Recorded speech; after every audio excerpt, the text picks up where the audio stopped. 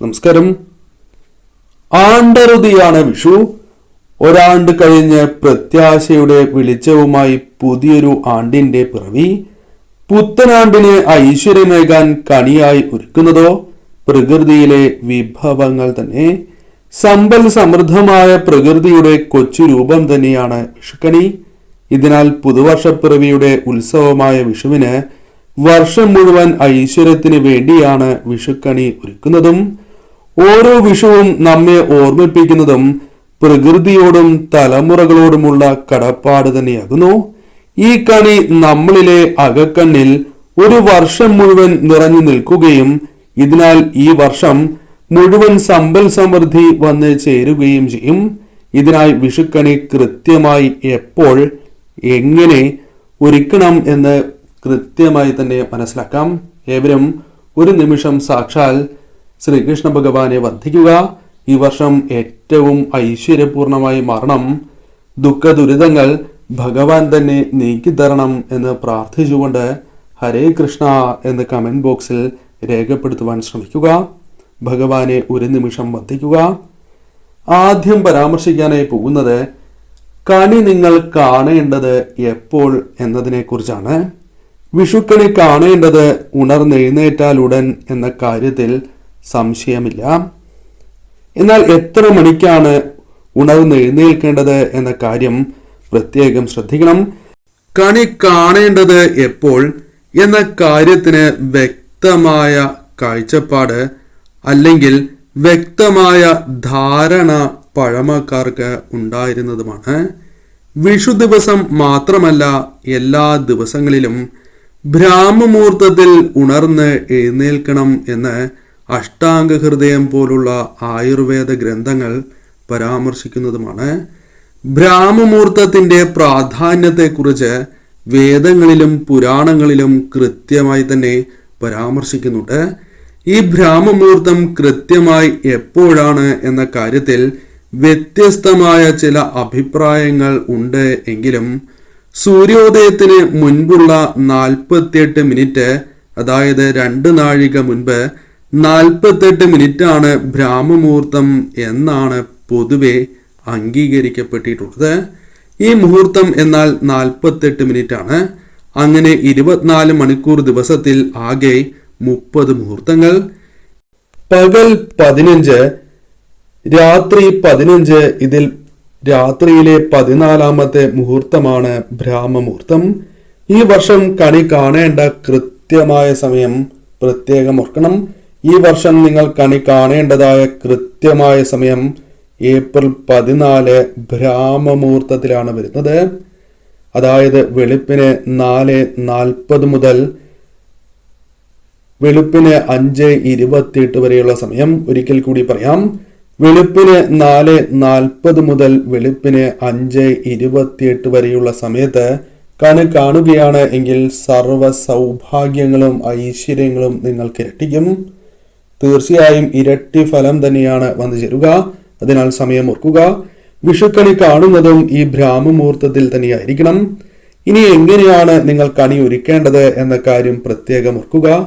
വിഷുവിന് തലേ ദിവസം സന്ധ്യയ്ക്ക് മുൻപേ വീടും പരിസരവും നിങ്ങൾ ശുദ്ധമാക്കണം. പണ്ട് കാലത്ത് വീട് വൃത്തിയാക്കി ചാണകവെള്ളം തളിച്ച് ശുദ്ധമാക്കിയിരുന്നതുമാണ്. വിഷുക്കണി എങ്ങനെ ഒരുക്കണം എന്ന് ഒട്ടുമിക്ക ആളുകൾക്കും അറിയാവുന്നതാണ്. മിക്കയിടങ്ങളിലും വിഷുവിന് തലേ ദിവസം തന്നെ വിഷുക്കണി ഒരുക്കി വയ്ക്കും. നിലവിളക്ക് കത്തിക്കൽ മാത്രമായിരിക്കും ചെയ്യാതിരിക്കുക. പൂജാമുറിയിൽ വിഷുക്കണിയായി ഒരുക്കുന്നത് നമ്മെ നാമായി നിലനിർത്തുന്ന ഈ പ്രകൃതിയെ തന്നെയാണ്. ഇങ്ങനെ പറ്റാത്തവർക്ക് വടക്ക് കിഴക്ക് മൂലയിൽ കണി വയ്ക്കാം. കിഴക്ക് വയ്ക്കുന്നതും ഉത്തമമാണ്. മഞ്ഞൾ ജലം തളിച്ചതിന് ശേഷം അല്ലെങ്കിൽ ചാണകജലം തളിച്ചതിന് ശേഷം ഒരു പീഠത്തിന് മുകളിലായാണ് കണി ഒരുക്കേണ്ടത്. ആ കാര്യം പ്രത്യേകം ഓർക്കുക. പ്രപഞ്ചത്തിന്റെ പ്രതീകമായ ഓട്ടുരുളിയിൽ ആദ്യം ഉണക്കലരി നിരത്തണം. അന്നത്തിൽ നിന്നാണ് ഈ കാണുന്നതെല്ലാം ഉണ്ടാകുന്നത് എന്ന് ഭഗവത്ഗീത പരാമർശിക്കുന്നതാണ്. അതിനാൽ ഉണക്കലരിക്ക് നിങ്ങൾ വളരെയധികം പ്രാധാന്യം നൽകണം. ശേഷം സ്വർണ്ണ നിറമുള്ള കണി വെള്ളരിക്ക, കൊന്ന പൂക്കുല, വെറ്റില, പഴുക്കടയ്ക്ക, നാളികേരം, കസവുമുണ്ട്. അതിൽ ചാർത്തി സ്വർണമാല അണിയിക്കുക സാധിക്കുന്നവരാണ് എങ്കിൽ സിന്ദൂരച്ചെപ്പ്, വാൽക്കണ്ണാടി, ഗ്രന്ഥം, പിന്നെ ചക്ക, മാങ്ങ തുടങ്ങി വീട്ടുവളപ്പിൽ വിളഞ്ഞ എല്ലാ പഴങ്ങളും പ്രകൃതിയുടെ സമ്പൽ സമൃദ്ധിയുടെ പ്രതീകങ്ങൾ തന്നെ ഓരോന്നും. പലരും നാണയവും കണിയിൽ വയ്ക്കാറുണ്ട്. എന്നാൽ മനസ്സിലാക്കേണ്ടതായ കാര്യം, പലരും കൈമാറി വരുന്നതാണ് നാണയം. പലർക്കും ചിലപ്പോൾ ഇത് വിഷമത്താൽ നൽകിയതാകാം. ഈ ദുഃഖം നാണയവുമായി ബന്ധപ്പെട്ട് നിങ്ങൾക്കും വരാം. ഇതിനാൽ തന്നെ കണിയിൽ നാണയം വയ്ക്കുന്നത് ശുഭകരമാണ് എങ്കിൽ പോലും നിങ്ങൾ ഒരു കാര്യം ചെയ്യുക. ഒന്നുകിൽ ശുദ്ധജലത്തിൽ നിങ്ങൾ കഴുകണം, അതല്ല എങ്കിൽ മഞ്ഞൾ ജലത്തിലാണ് എങ്കിലും നിങ്ങൾക്ക് കഴുകാം, അതല്ല എങ്കിൽ പനിനീരിലാണ് എങ്കിലും കഴുകാം. ഇനി 3 കാര്യങ്ങളിലും കഴുകുകയാണ് എങ്കിലും ശുഭകരമാണ്. അതിനാൽ നിങ്ങൾ കണിയിൽ നാണയം വയ്ക്കുന്നുണ്ട് എങ്കിൽ ഈ കാര്യം മറക്കാതെ ചെയ്യുക. 3ാമത്തെ വസ്തുവായി പരാമർശിക്കുവാൻ സാധിക്കുന്നത് സ്വർണമാണ്. സ്വർണം കണിയിൽ വയ്ക്കുന്നത് ഏറ്റവും ഐശ്വര്യപ്രദമായ കാര്യമാണ്. എന്നാൽ പലർക്കും സ്വർണദോഷമുണ്ട് എന്ന് പറയുന്നു. ഇവർക്ക് മാത്രം ജീവിതത്തിൽ സ്വർണം അണിയാൻ സാധിക്കാത്തതായ അവസ്ഥ ചിലപ്പോൾ മറ്റുള്ളവരുടെ കണ്ണീർ ഏൽക്കുന്നതിനാലാകാം ഇത്തരത്തിൽ സംഭവിക്കുന്നത്. കണിയിൽ നിങ്ങൾ സ്വർണം വയ്ക്കുന്നു എങ്കിൽ അല്പം പനിനീർ തളിച്ചതിന് ശേഷം വയ്ക്കുക. ഇത് നിങ്ങൾക്ക് സർവ്വ ഐശ്വര്യങ്ങൾ നൽകുന്നതാണ്. ഇങ്ങനെ ചെയ്യുന്നതിലൂടെ നാൾക്ക് നാൾ ഐശ്വര്യം വർദ്ധിക്കും എന്നാണ് പറയുക. അത് നിങ്ങൾ സാധിക്കുന്നതായ സ്വർണം വയ്ക്കുക. അത് ഒരു തരി പൊന്നാണ് എങ്കിലും വയ്ക്കുന്നത് ശുഭകരമാണ് എന്നതാണ് വാസ്തവം. ഇനി അഥവാ നിങ്ങൾക്ക് അതിന് സാധിക്കുന്നില്ല എങ്കിൽ വെള്ളിയാഭരണം വയ്ക്കാവുന്നതുമാണ്.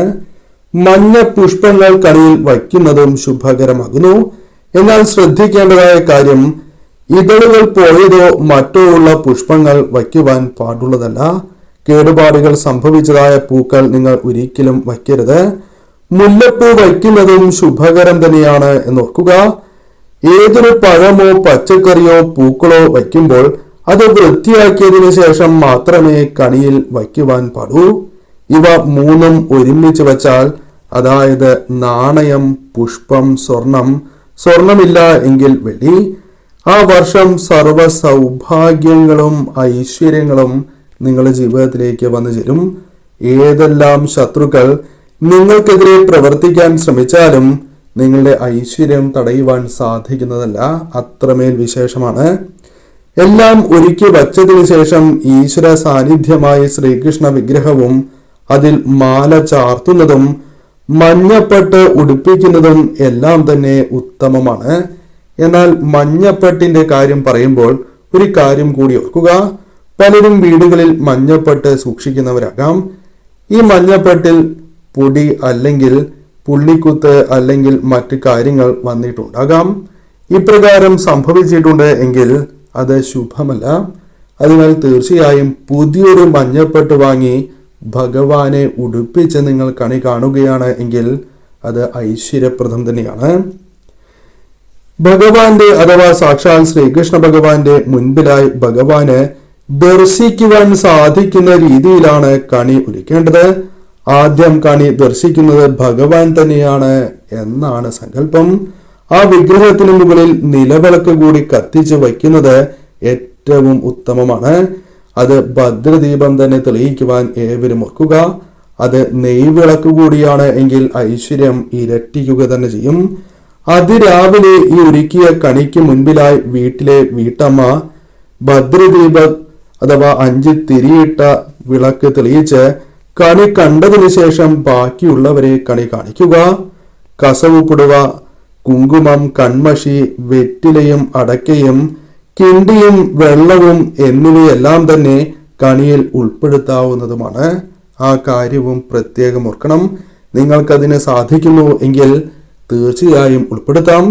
വിഷുക്കണി പകരുന്നത് തനിമയാർന്ന ഐശ്വര്യത്തിന്റെ പ്രകൃതിയുടെ തുടിപ്പ് തന്നെയാകുന്നു. അതിനാൽ വളരെയധികം പ്രാധാന്യം കണിക്കുണ്ട്. എന്നാൽ ഒരു കാര്യം കൂടി നിങ്ങൾ ഓർക്കേണ്ടതായിട്ടുണ്ട്. കണിയിൽ വാൽക്കണ്ണാടി വയ്ക്കുന്നത് ശുഭകരമാണ്. ഇപ്രകാരം വയ്ക്കുന്നതിലൂടെ വാൽക്കണ്ണാടിയിൽ പ്രതിഫലിക്കുന്നത് നമ്മുടെ ജീവാത്മാവായിരിക്കും എന്നാണ് പറയുക. അതിനാൽ തീർച്ചയായും ഈ കാര്യത്തിനും പ്രാധാന്യം നൽകണം. എന്നാൽ ഭഗവാന്റെ വിഗ്രഹം, വിളക്ക് തുടങ്ങിയ കാര്യങ്ങൾ ഒരിക്കലും താഴെ വയ്ക്കുവാൻ പാടുള്ളതല്ല. അത് കണി വയ്ക്കുന്ന ഉരുളിയാണ് എങ്കിലും താഴെ വയ്ക്കാതെ പീഠത്തിന് മുകളിലോ തളികയുടെ മുകളിലോ ആണ് വയ്ക്കുന്നത് എങ്കിൽ അത് വിളക്കോ, അതല്ല ഭഗവാന്റെ വിഗ്രഹമാണ് എങ്കിലും ഉരുളിയാണ് എങ്കിലും പീഠത്തിന് മുകളിലോ അല്ലെങ്കിൽ തളികയിലോ വയ്ക്കുവാൻ ശ്രമിക്കുക. ഇനി ഇതൊന്നുമില്ല എങ്കിൽ ഒരു പായ വിരിച്ച് അതിന് മുകളിലായി വയ്ക്കണം. ഒരിക്കലും തറയിൽ നിങ്ങൾ വയ്ക്കുവാൻ പാടുള്ളതല്ല. ഈ കാര്യവും തീർച്ചയായും നിങ്ങൾ ശ്രദ്ധിക്കേണ്ടതായിട്ടുണ്ട്. പണ്ടെല്ലാം വീട്ടിലുള്ളവർ വിഷുക്കണി കണ്ടാൽ പോരാ, തൊഴുത്തിലെ പശുവിനെയും പറമ്പിലെ മരങ്ങളെയും പാടത്തെ നെൽച്ചെടികളെയും ഒക്കെ കണി കാണും. കുളിക്കരയിലെത്തി കുളത്തെ പോലും കണി കണ്ടിരുന്നു. അത്രമേൽ ഉദാത്തമായിരുന്നു വിഷുക്കണി എന്ന സങ്കല്പം. ഏവർക്കും സമ്പൽ സമൃദ്ധിയും ഐശ്വര്യങ്ങളും ജീവിതത്തിൽ നിറയട്ടെ എന്ന് പ്രാർത്ഥിക്കുന്നു. ഏവർക്കും ഹൃദയം നിറഞ്ഞ വിഷുദിന ആശംസകൾ.